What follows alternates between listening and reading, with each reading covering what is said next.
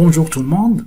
Notre chapitre d'aujourd'hui, c'est la modélisation des transformations chimiques, dans lequel on va parler de la modélisation des transformations chimiques par des équations chimiques, et aussi on va voir comment faire un bilan de matière par le tableau d'avancement.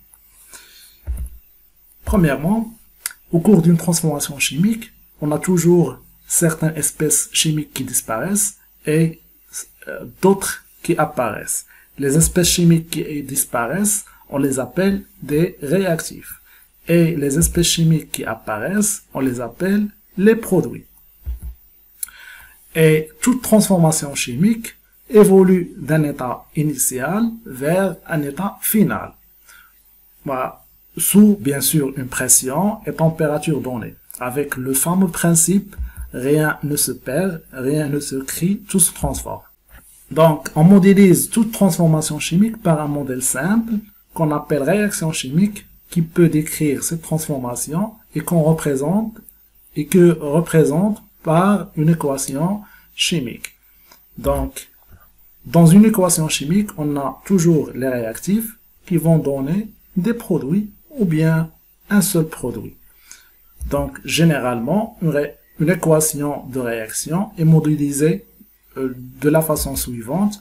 On a alpha A plus bêta B qui donne gamma C plus delta D, avec A et B sont les réactifs, C et D sont les produits, et alpha, bêta, gamma et delta sont des coefficients stoichiométriques.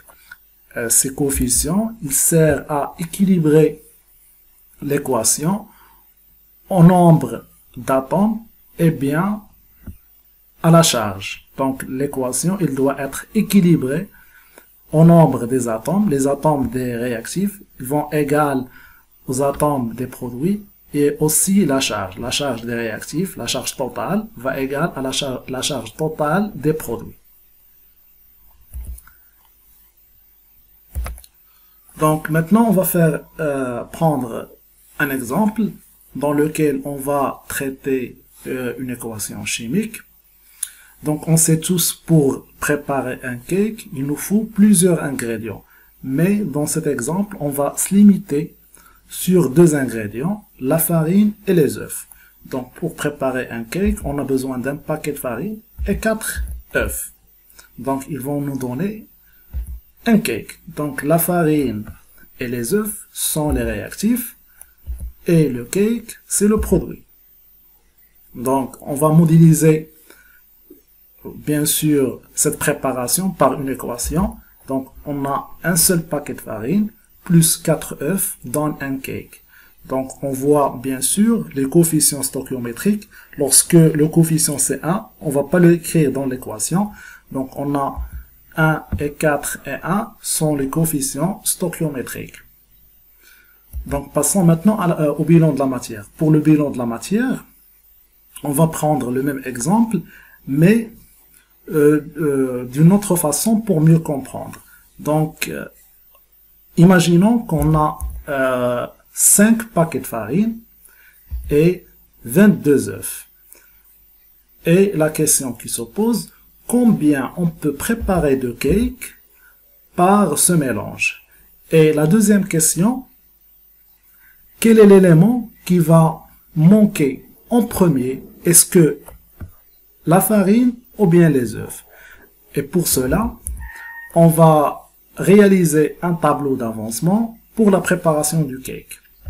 Donc prenons l'équation de départ.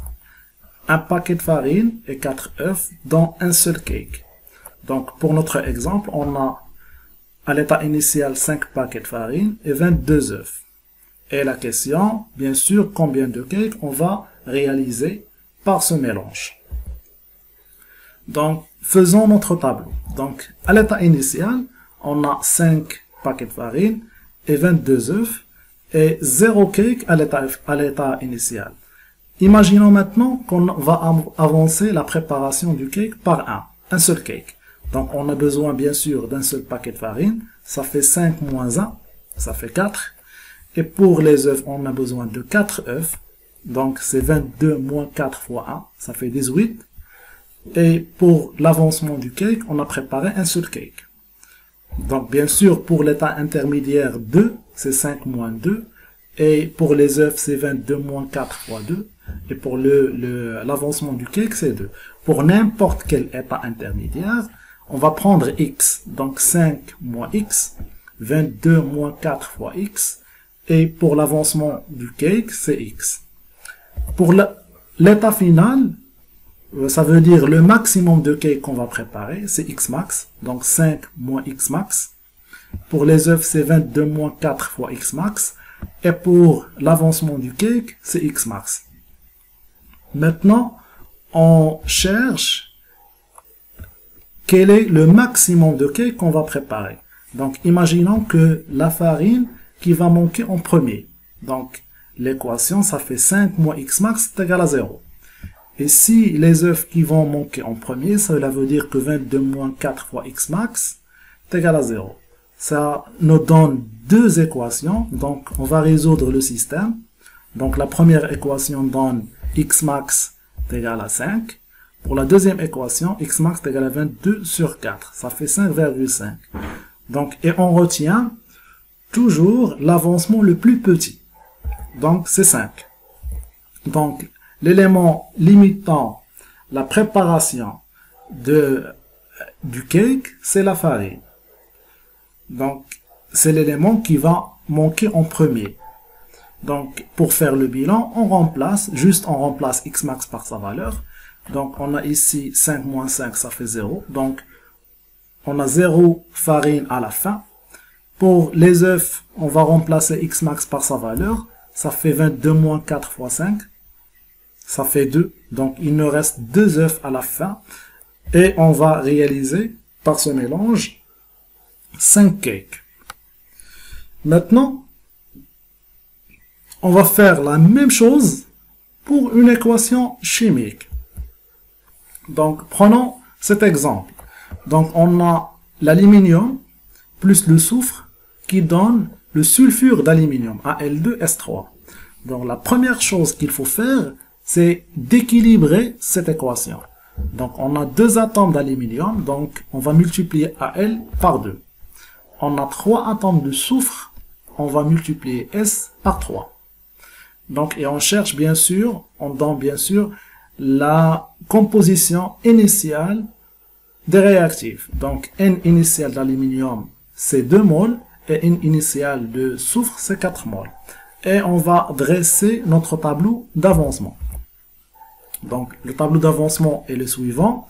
Donc, la première ligne, on va écrire juste l'équation de réaction équilibrée.